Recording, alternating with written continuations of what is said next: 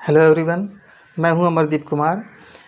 EVS के लिए NCERT की क्लास थर्ड की बुक हमने पिछली वीडियो में कवर कर ली थी। आज की वीडियो में हम एनसीईआरटी की ईवीएस की क्लास फोर्थ की बुक से कुछ पॉइंट्स को कवर करेंगे। क्लास फोर्थ में वैसे कुछ ज़्यादा पॉइंट्स हैं, तो इसलिए हम लोग इस क्लास फोर्थ की वीडियो को 2 या 3 पार्ट में डिवाइड करेंगे। आज पहला पार्ट है, तो चलिए शुरू करते हैं आज की वीडियो।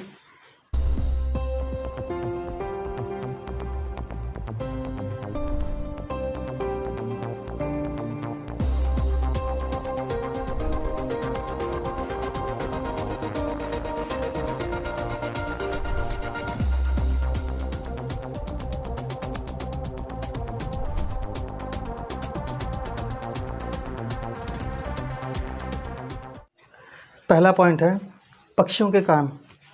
पक्षियों के कान सिर के दोनों तरफ होते हैं, जो हमें बाहर से दिखाई नहीं देते हैं, ठीक, लेकिन कान उनके होते हैं, छोटे छोटे छेद के रूप में सर के दोनों तरफ होते हैं। दूसरा पॉइंट है मगरमच्छ और छिपकली के कान।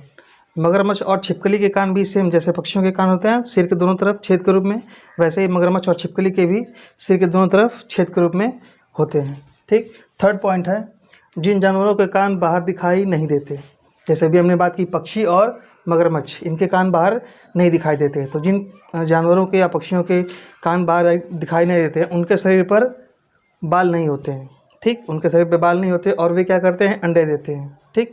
तो जिस भी जानवर के कान हमें बाहर दिखाई नहीं देते हैं उनके शरीर पे बाल नहीं होते और वे क्या करते हैं, अंडे देते हैं, बच्चे नहीं देते, अंडे देते हैं, ठीक।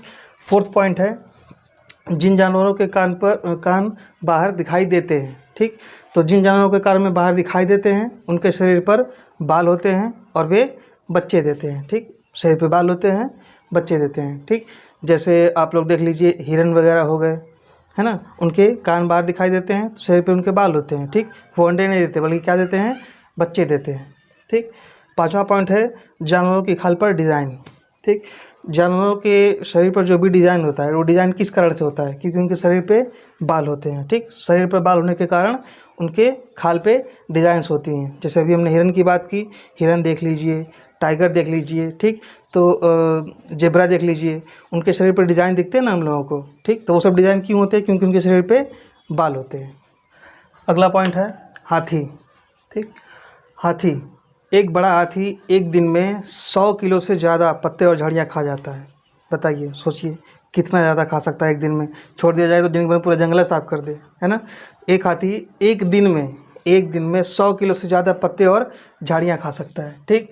और आराम बहुत कम करते हैं हाथी लोग, ठीक। कितना सोते हैं, एक दिन में केवल 2 से 4 घंटे, ठीक, एक दिन में केवल 2 से 4 घंटे ही सोता है एक हाथी, ठीक। और हाथियों को क्या होता है कि आप टीवी वगैरह में देखे होंगे, हाथी लोग पानी और कीचड़ में बहुत ज़्यादा खेलते हैं, ठीक, तो उनको पानी और कीचड़ में खेलना बहुत पसंद होता है। क्यों? क्योंकि इससे उनको शरीर को ठंडक मिलती है, ठीक। और मान लीजिए अगर वो पानी में और या कीचड़ नहीं उनके आसपास, तो जब उनको गर्मी लगती है तो क्या करते हैं, उनके कान बड़े बड़े होते हैं ना, पंख जैसे, ठीक, उस कान से हवा करते हैं वो, है ना, गर्मी लगने पर अपने कान को हिलाकर हवा करते हैं, ठीक। 3 महीने के एक बच्चे का वज़न कितना हो सकता है, 200 केजी, 200 केजी, है ना, कितना, 3 महीने के बच्चे का, ठीक, 3 महीने के हाथी के बच्चे का वज़न 200 किलो तक हो सकता है, ठीक।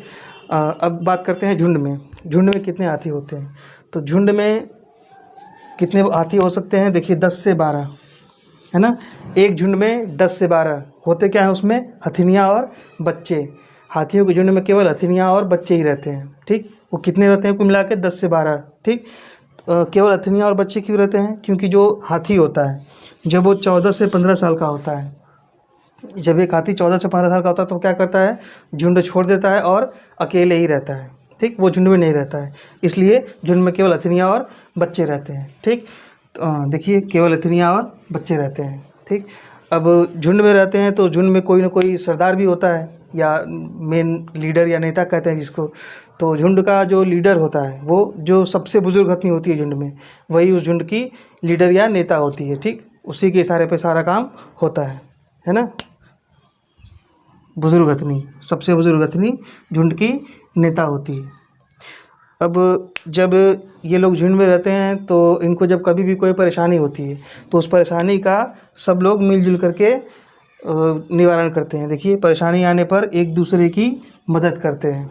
कितनी अच्छी बात है। आजकल इंसान एक दूसरे की मदद नहीं करता है, जानवर से सीखिए, है ना। हाथी परेशानी आने पर एक दूसरे की मदद करते हैं। अपने बच्चों की देखभाल और सुरक्षा के लिए एक दूसरे का साथ देते हैं। कितनी बढ़िया बात है ना।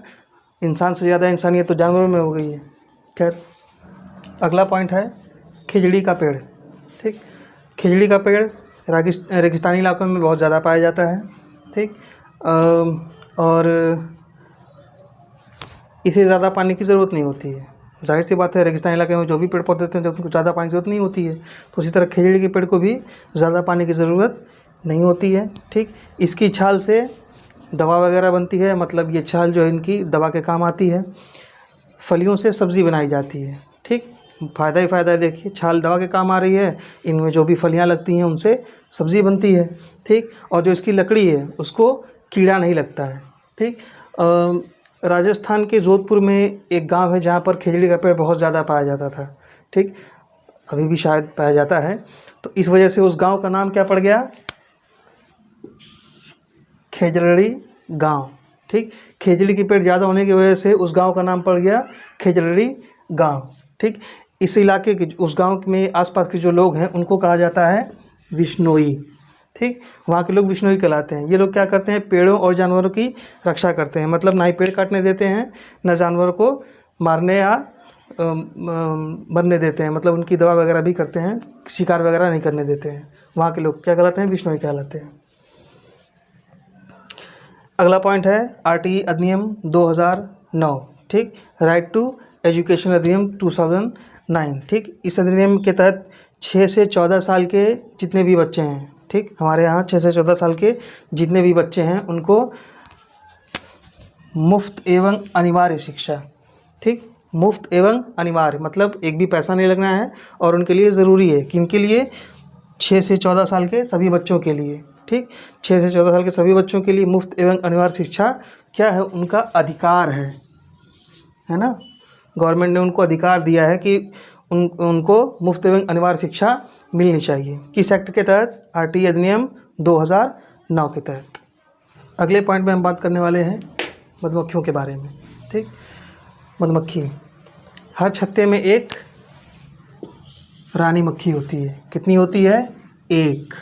ठीक, मतलब मधुमक्खी के जितने भी छत्ते आप लोग देखेंगे, हर छत्ते में केवल एक रानी मक्खी होती है। उसका काम क्या होता है, अंडे देना। ठीक, अंडे कौन देता है, रानी मक्खी, जो हर छत्ते में केवल एक होती है। ठीक, छत्ते में कुछ जितने भी हो जाए, 10, 12, 2, 4 जो भी, वो क्या होते हैं, नर मक्खी होते हैं, है ना।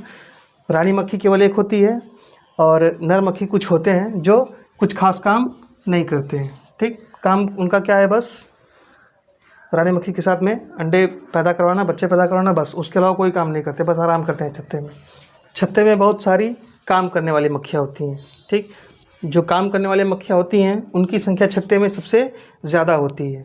ठीक, और ये ना ही नर होती हैं ना ही मादा होती हैं, मतलब वो क्या होती हैं, नपुंसक होती हैं।